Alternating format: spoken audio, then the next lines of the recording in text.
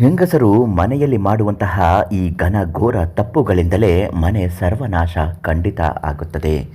ಚಾಣಕ್ಯರು ಹೇಳುವ ಪ್ರಕಾರ ಮನೆಯಲ್ಲಿ ಕೆಲವೊಂದೊಂದು ತಪ್ಪುಗಳು ಮುತ್ತೈದೆ ಹೆಂಗಸರಿಂದ ಖಂಡಿತ ಆಗಬಾರದು.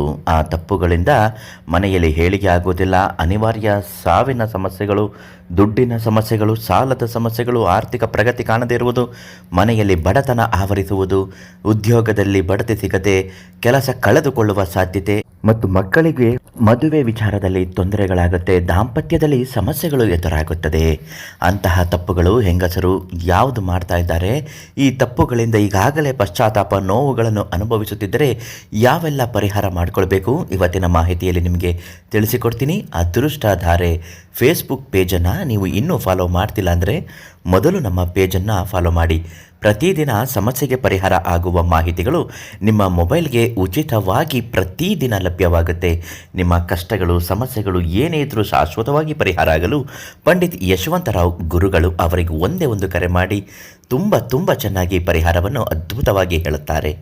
ಗುರುಗಳು ತಿಳಿಸಿರುವ ಹಾಗೆ ಯಾವುದೇ ಒಂದು ವಿಚಾರದಲ್ಲೂ ಮಾನಸಿಕ ನೆಮ್ಮದಿ ಇಲ್ಲದಿದ್ದರೆ, ಮನೆಯಲ್ಲಿ ಹಣಕಾಸಿನ ಸಮಸ್ಯೆಗಳು ಹೆಚ್ಚಾಗುತ್ತಿದ್ದರೆ, ದರಿದ್ರ ದೋಷಕ್ಕೆ ಕಾರಣವಾಗುತ್ತಿದ್ದರೆ ಮತ್ತು ಮನೆಯಲ್ಲಿ ಬಡತನ ಆವರಿಸುತ್ತಿದ್ದರೆ ಹೆಂಗಸರು ಮಾಡುವ ಕೆಲವು ಮಹಾ ತಪ್ಪುಗಳು: ಸಂಜೆ ಹೊತ್ತು ಮುಸ್ಸಂಜೆ ಸಮಯದಲ್ಲಿ ನಿದ್ರೆ ಮಾಡುವುದು, ಮನೆಯನ್ನು ಕಸ ಗುಡಿಸದೆ ಪ್ರತಿದಿನ ಕಸ ಗುಡಿಸದೇ ಇರುವುದು, ಕೊಳಕುತನದಿಂದ ಅಡುಗೆ ಕೋಣೆಯನ್ನು ಇಟ್ಟುಕೊಳ್ಳುವುದು ಮತ್ತು ಮನೆಯಲ್ಲಿ ಯಾವಾಗಲೂ ಶುಚಿತ್ವ ಇಲ್ಲದೆ ಇರುವುದು ಇದು ಒಂದು ಕಾರಣ. ಇನ್ನು ಎರಡನೆಯದಾಗಿ ಪದೇ ಮನೆಯಲ್ಲಿ ಜಗಳ ಆಡೋದು, ಕೆಟ್ಟ ಮಾತುಗಳನ್ನು ಹೆಂಗಸರು ಮಾತನಾಡುತ್ತಿದ್ದರೂ ಕೂಡ ಅದು ನಿಮ್ಮ ಜೀವನದ ಸಮಸ್ಯೆಗಳನ್ನು ತಂದುಕೊಡುವಂತೆ ಆಗುತ್ತದೆ.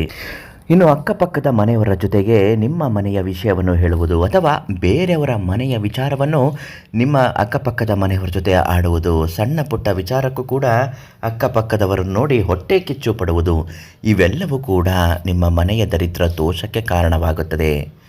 ಈಗಾಗಲೇ ಇಂತಹ ತಪ್ಪುಗಳನ್ನು ಮಾಡಿ ಶಿಕ್ಷೆಯನ್ನು ಅನುಭವಿಸುತ್ತಿದ್ದರೆ ಮತ್ತು ಪ್ರಾಯಶ್ಚಿತ್ತ ಪಶ್ಚಾತ್ತಾಪಗಳನ್ನು ಪಡುತ್ತಿದ್ದರೆ ನಿಮ್ಮ ಮನೆ ಏಳಿಗೆ ಆಗಬೇಕು, ಅಭಿವೃದ್ಧಿ ಆಗಬೇಕು, ಇವೆಲ್ಲವೂ ಪಾಪಗಳು ಕಳೆಯಬೇಕು ಅನ್ನೋದಾದರೆ ಈ ತಕ್ಷಣ ನೀವು ಪರಿಹಾರಕ್ಕಾಗಿ ಪಂಡಿತ್ ಯಶವಂತರಾವ್ ಗುರುಗಳಿಗೆ ಕರೆ ಮಾಡಿ. ಯಾವುದೇ ಸಮಸ್ಯೆಗಳಿದ್ದರೂ ಪರಿಹಾರ ತುಂಬ ಚೆನ್ನಾಗಿ ಹೇಳ್ತಾರೆ. ನಿಮ್ಮ ಕಷ್ಟಗಳೆಲ್ಲವೂ ನಿವಾರಣೆ ಆಗುತ್ತೆ.